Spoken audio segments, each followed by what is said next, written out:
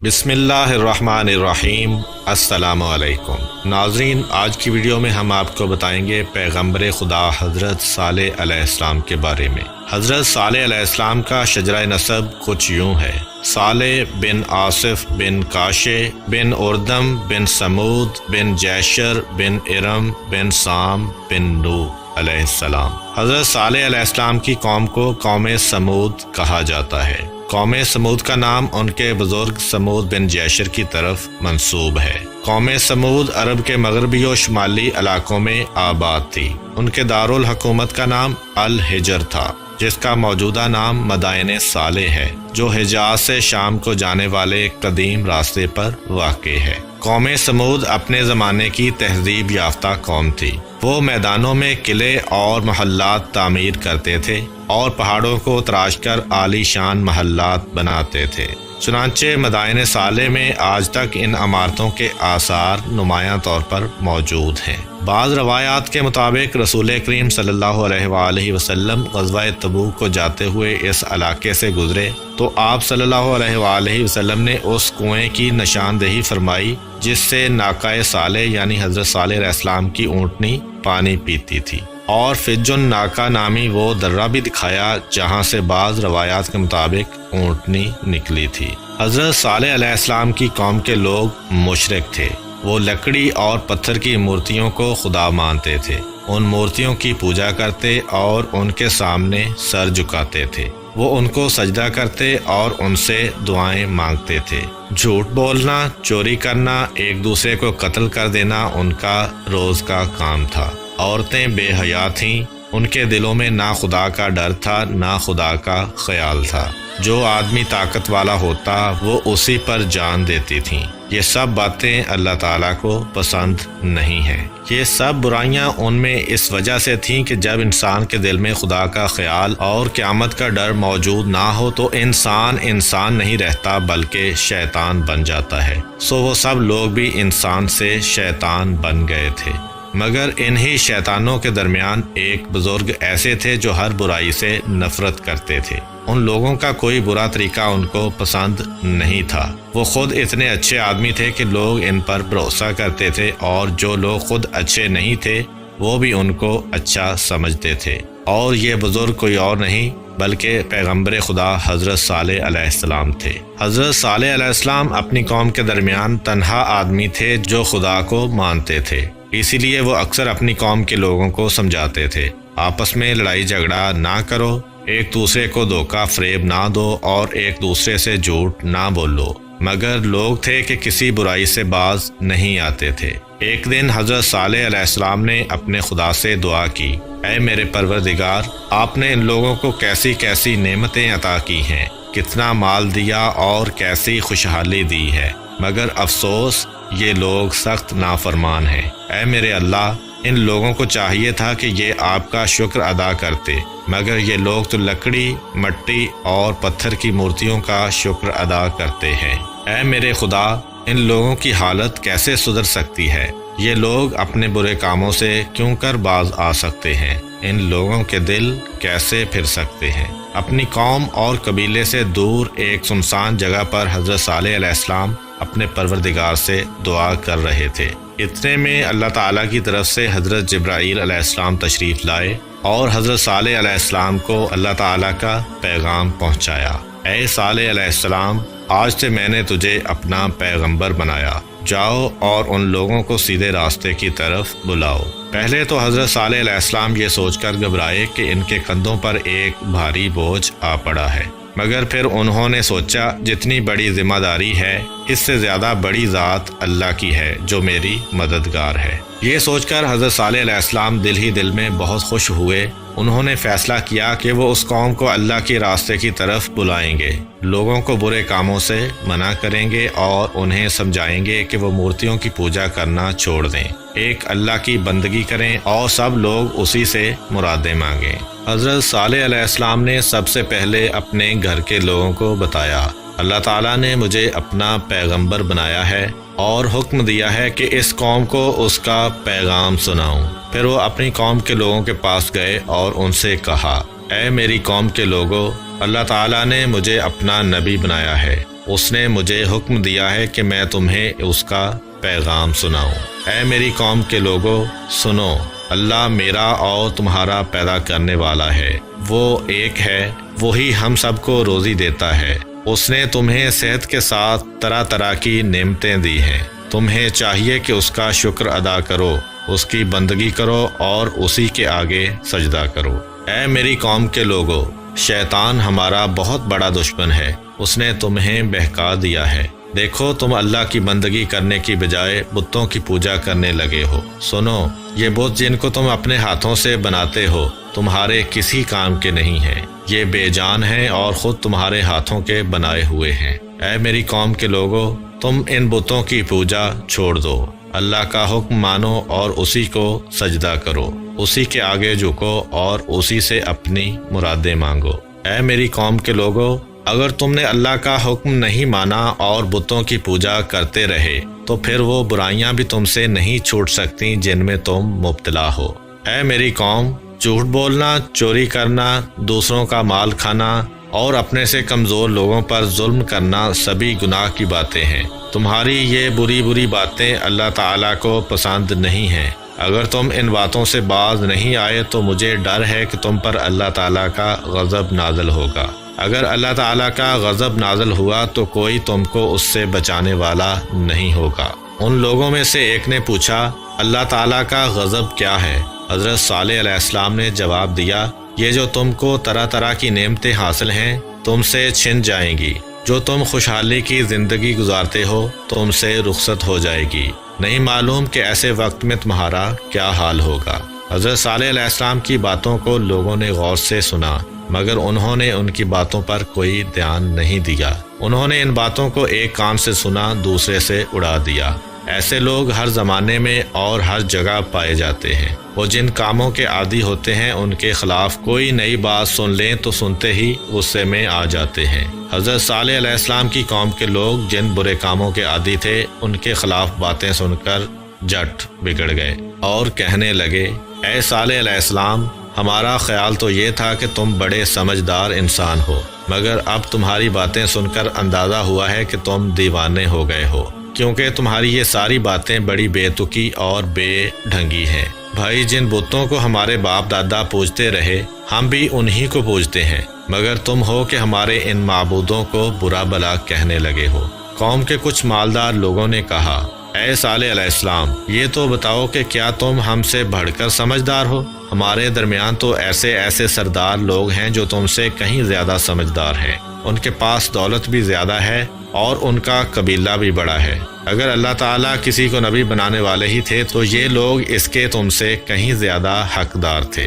اللہ تعالیٰ انہی میں سے کسی کو نبی بنا دیتے تو بہتر تھا۔ حضرت صالح علیہ السلام نے جواب دیا، لوگوں، مجھے اپنی دولت مندی کا دعویٰ نہیں ہے، باقی رہا سمجھدار اور نیک ہونے کا معاملہ، سچ پوچھو تو میں ایسا بھی کوئی دعویٰ نہیں رکھتا۔ البتہ یہ بات بھی اللہ ہی کو معلوم ہے کہ کون زیادہ سمجھدار ہے اور کون ناسمجھ ہے، کون زیادہ نیک ہے اور کون برا ہے۔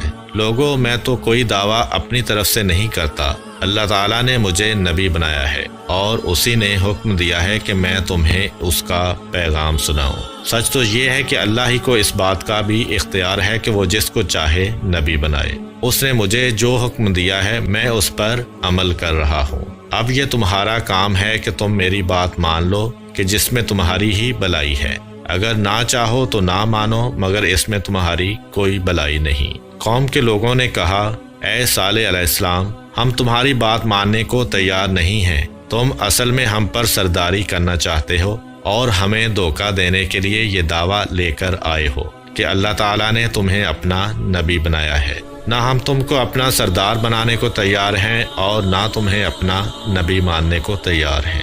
حضرت صالح علیہ السلام کو قوم کے لوگوں کی باتیں سن کر بڑا دکھ ہوا۔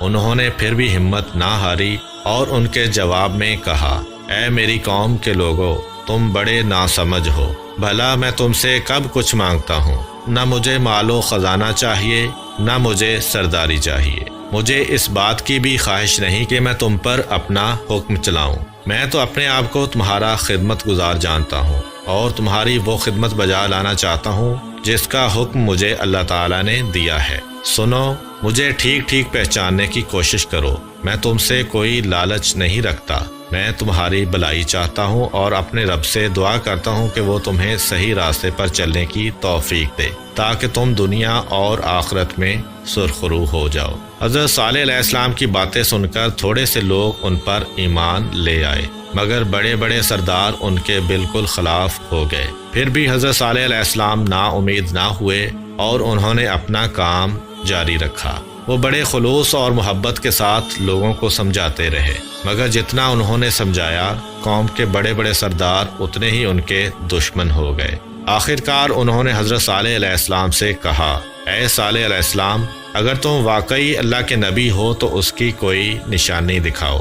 حضرت صالح علیہ السلام نے کہا، تم کیسی نشانی دیکھنا چاہتے ہو؟ سرداروں نے جواب دیا، ہم اپنی قوم میں سے 70 سمجھدار آدمی جن کو تمہارے پاس بھیج دیں گے، بس وہی لوگ تم سے اس بارے میں بات چیت کریں گے۔ حضرت صالح علیہ السلام نے کہا، بہت اچھا، تم ایسا ہی کر لو۔ یہ معاملہ طے کر کے سردار لوگ اپنی قوم میں گئے۔ انہوں نے 70 آدمی چنے اور انہیں حضرت صالح علیہ السلام کے پاس بات چیت کے لیے بھیج دیا۔ جب یہ 70 آدمی حضرت صالح علیہ السلام کے پاس پہنچے تو حضرت صالح علیہ السلام نے پوچھا، تم لوگ کیا چاہتے ہو؟ ان 70 آدمیوں میں سے ایک نے کہا، اے صالح علیہ السلام، تم ہمارے ساتھ پہاڑ پر چلو، ہم وہیں تمہیں بتائیں گے کہ کیا چاہتے ہیں۔ حضرت صالح علیہ السلام پہاڑ پر جانے کو فوراً تیار ہو گئے۔ جب حضرت صالح علیہ السلام ان کے ساتھ پہاڑ پر گئے تو ان 70 آدمیوں میں سے ایک نے کہا، اے صالح علیہ السلام، ہم یہ چاہتے ہیں کہ اس پہاڑ میں سے ایک اونٹنی نکلے، اس اونٹنی کا رنگ لال ہو، اس کے بدن پر گھنے بال ہوں اور اس کے پیٹ میں 10 مہینے کا بچہ بھی ہو۔ حضرت صالح علیہ السلام نے پوچھا، اگر ایسا ہو گیا تو تم کیا کرو گے؟ 70 آدمیوں نے اقرار کیا کہ اگر ایسا ہو گیا تو وہ اور ان کی پوری قوم ایمان لے آئے گی۔ یہ سن کر حضرت صالح علیہ السلام نے دعا کے لیے ہاتھ اٹھائے اور کہا، اے میرے پالنے والے، تو مجھ پر مہربانی کر، اے میرے پروردگار، میری قوم کے ان 70 بڑے لوگوں نے ایک عجیب طرح کا سوال کیا ہے، مگر اس سوال کا جواب دینا تیرے لیے کوئی مشکل نہیں ہے۔ اے میرے اللہ، تو ان کے سوال کا جواب دے دے۔ اے میرے معبود، اس پہاڑ میں سے ایک ایسی اونٹنی نکال دے جیسی یہ لوگ چاہتے ہیں، شاید کہ یہ ایمان لے آئیں۔ حضرت صالح علیہ السلام کے ہاتھ دعا کے لیے اٹھے ہوئے تھے کہ اللہ تعالیٰ کی طرف سے ایک فرشتہ آیا اور ان سے کہا، اے صالح علیہ السلام، اللہ تعالیٰ کا پیغام یہ ہے کہ پہاڑ میں سے اونٹنی نکال دینا میرے لیے بالکل آسان ہے، مگر جب یہ اونٹنی ان لوگوں کے پاس آ جائے تو ان کا فرض ہوگا کہ اس کی قدر کریں، اس کو پیار کریں اور اس کا احترام کریں۔ اگر انہوں نے اپنا یہ فرض ادا نہیں کیا تو پھر یہ سب لوگ مر مٹ جائیں گے۔ اس کے ساتھ ہی ایک بات اور ہے، وہ یہ کہ ایک دن ہماری یہ اونٹنی سارے شہر کا پانی پیا کرے گی اور دوسرے دن تمام لوگ اور ان کے جانور پانی استعمال کریں گے، پھر یہ اونٹنی اتنا دودھ دے گی کہ سارے شہر کے لیے کافی ہوگا۔ حضرت صالح علیہ السلام نے قوم کے 70 آدمیوں کو یہ ساری باتیں بتا دیں۔ 70 آدمیوں نے کہا، ٹھیک ہے، اگر تمہارا خدا اس پہاڑ میں سے اونٹنی نکال دے تو ہم لوگ یہ سب باتیں ماننے کو تیار ہیں۔ 70 آدمیوں کا یہ اقرار کرنا تھا کہ اچانک پہاڑ کی ایک چٹان پھٹ پڑی۔ اس چٹان میں سے ایک بڑی سی اونٹنی نکل آئی۔ اس اونٹنی کے پیٹ میں بچہ بھی تھا۔ تب ان 70 آدمیوں نے کہا، اے صالح علیہ السلام، ہم یہ چاہتے ہیں کہ اس اونٹنی کے پیٹ میں سے بچہ ابھی ابھی پیدا ہو جائے۔ یہ سن کر حضرت صالح علیہ السلام نے پھر دعا مانگی۔